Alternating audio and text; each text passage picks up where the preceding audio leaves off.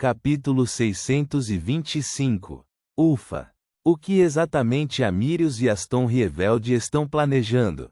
Para atrair um aviso da Ordem Eremita do Crepúsculo.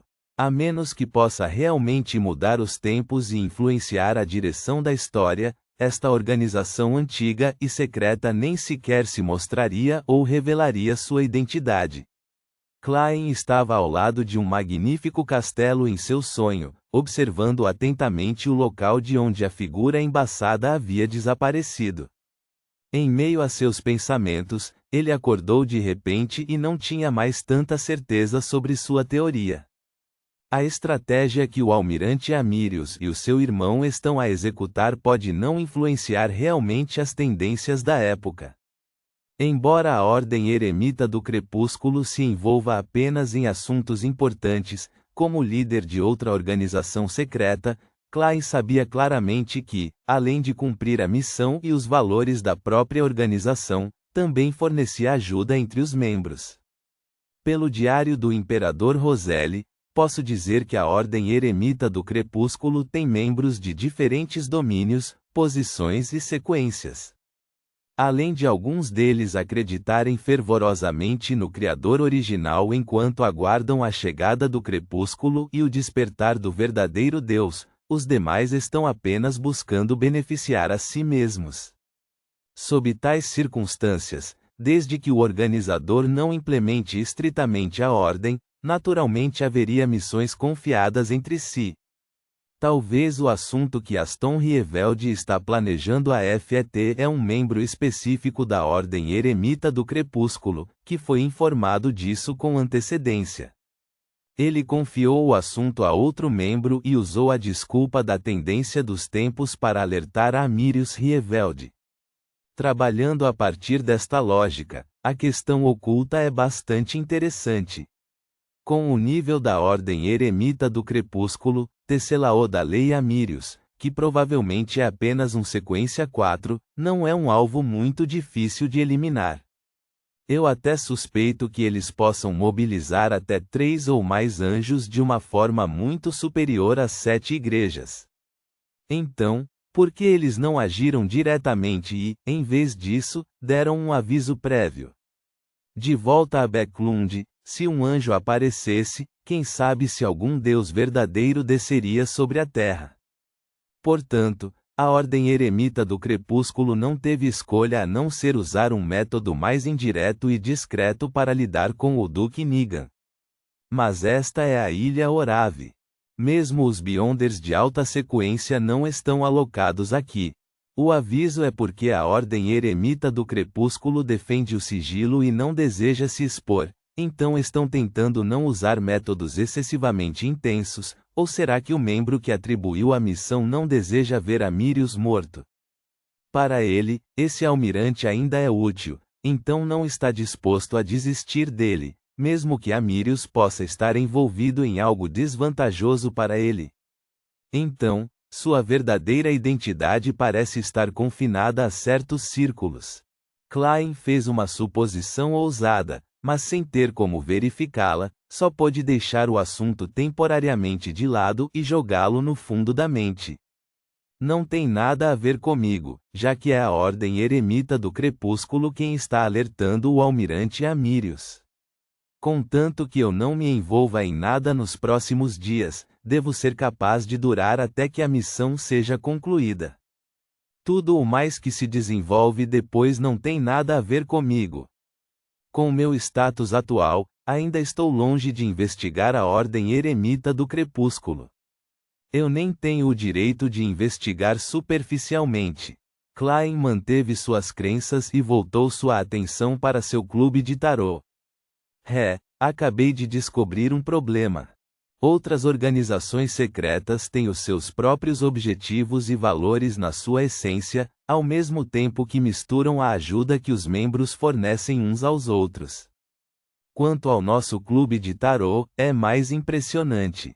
Existem apenas missões atribuídas uns aos outros, sem quaisquer objetivos ou valores. Não, existem objetivos e valores entre alguns dos membros.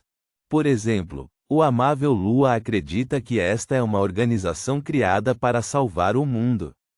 O louco Klein deu uma risada autodepreciativa antes de sair da paisagem dos sonhos. Ele esfregou os olhos falsos e moveu os olhos reais de volta à posição original em um movimento muito fluido quando fez uma pausa repentina. Essa não foi uma simples invasão de sonho. Klein franziu a testa ligeiramente ao recordar o que havia acontecido. Isso porque o poder primeiro tentou puxá-lo para um sono profundo. Naquela época, eu já tinha adormecido, então por que ele faria isso? O capitão disse uma vez que um pesadelo pode ver um sonho diretamente, então é impossível cometer tal erro. Portanto, o visitante não usou os poderes Beyonder de um pesadelo, mas algo mais.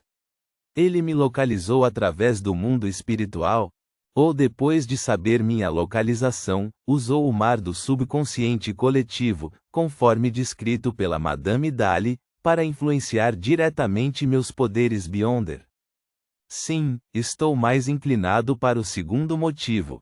Só isso pode explicar por que não consegui escapar do sonho, apesar de ter recuperado a lucidez. Está registrado no Diário do Imperador Roselle que durante sua participação na suspeita Ordem Eremita do Crepúsculo, sua entrada na reunião foi baseada em uma paisagem onírica realista que abrangia todo o continente. Uma paisagem de sonho realista. Klein assentiu e riu silenciosamente com um suspiro. O almirante Amirius definitivamente não esperava o aviso da Ordem Eremita do Crepúsculo. É só porque ele me contratou. Se fosse qualquer outra pessoa, o substituto já teria sido exposto. Esse amuleto da nona lei valeu a pena. Reticências. Cidade de Prata, dentro da torre, na sala do chefe Colin Iliad. Derek Berg, que havia sido convocado, viu o caçador de demônios grisalho e cheio de cicatrizes mais uma vez, sentindo-se desconfortável. Depois de terminar suas saudações, Colin o avaliou e perguntou: "Você avançou?" "Sim, já sou um sequência 7, sumo sacerdote do Sol." Derek já havia registrado seu avanço há muito tempo, então não havia necessidade de esconder o assunto. Os olhos azuis claros de Colin, que tinham visto as vicissitudes do tempo, se afastaram quando ele perguntou casualmente: "Você tem as fórmulas das poções subsequentes?" O Derek do passado teria respondido diretamente não, mas o presente ele estava acostumado a pensar sobre isso antes de responder. Se eu disser não, meu avanço subsequente com a falta de experiência para apoiá-lo certamente me fará suspeito. Mas se eu respondesse sim, Tiff poderia me pedir para usá-las para trocar por itens, a fim de nutrir mais Beyonders do caminho do sol. Isso sem dúvida provará que estou mentindo. Enquanto a mente de Derek corria, ele respondeu sinceramente: não. Do seu ponto de vista, a experiência poderia ser forjada. Colin assentiu como se nada estivesse fora do comum. Em cerca de 2 meses, organizaremos uma missão de exploração para você. A equipe protegerá a rota e as ruínas que encontramos com a ajuda de Jack antes de fazermos uma segunda averiguação. Espero que você receba recompensas maiores então. Sim, Excelência. Assim que Derek respondeu, ele de repente se lembrou da pastora Lovia. Reticências. Após o amanhecer, Klein trocou de roupa com o cuidado de Cynthia, desfrutou de um suntuoso café da manhã e pegou a carruagem sob a escolta dos guarda-costas do almirante até a base naval de Orave. Pela manhã, sob a companhia dos contra-almirantes e coronéis, inspecionou as condições dos navios, dos depósitos de material bélico, dos campos de treinamento recém-construídos e do banheiro, reformado 20 vezes no ano anterior. Depois de almoçar no refeitório da Marinha, Klein seguiu o cronograma e convocou todos os oficiais acima do posto de major para fazerem seus relatórios. Durante esse processo, colocou um caderno grosso de capa preta à sua frente. Dentro estavam algumas das perguntas que o almirante Amírios preparou especialmente para ele. Nas últimas décadas, devido ao desvio de salários e às duras condições sofridas pelos marinheiros, Orave teve 17 revoltas nas fileiras mais baixas. Após a aprovação da última lei da Marinha Imperial, e graças à orientação de Vossa Excelência, já conseguimos melhorar essas questões culturais profundamente arraigadas.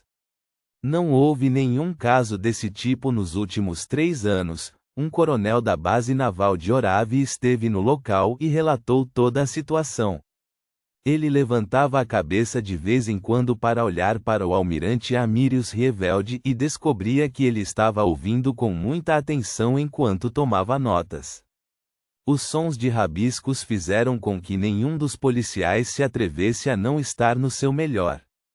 Da mesma forma, tomaram nota dos pontos importantes. O coronel, que recebeu uma resposta positiva, sem saber, falou mais alto durante o relatório. Que chato! Klein segurou sua caneta tinteiro e desenhou aleatoriamente criaturas como tartarugas, chocos e dragões em seu caderno de capa preta. Como ele nunca havia estudado desenho antes, seus desenhos eram uma visão horrível de se ver. Mais tarde, ele até desenhou linhas que se cruzam e começou a jogar 5 seguidos consigo mesmo, um jogo criado pelo imperador Roselle. É claro que sua rica experiência e sua consciência de sua identidade o fizeram levantar a cabeça de vez em quando para lançar ao repórter um olhar severo nos olhos e, ao mesmo tempo, acenar com a cabeça em encorajamento. Quanto ao que a pessoa havia dito, ele não prestou atenção. Tudo o que fez foi lembrar ocasionalmente algumas palavras. Durante a reunião, Klein lançou um olhar para o secretário loiro, Luan, para que ele o representasse e mencionasse alguns pontos que precisavam de esclarecimentos. Tudo seguiu o cronograma.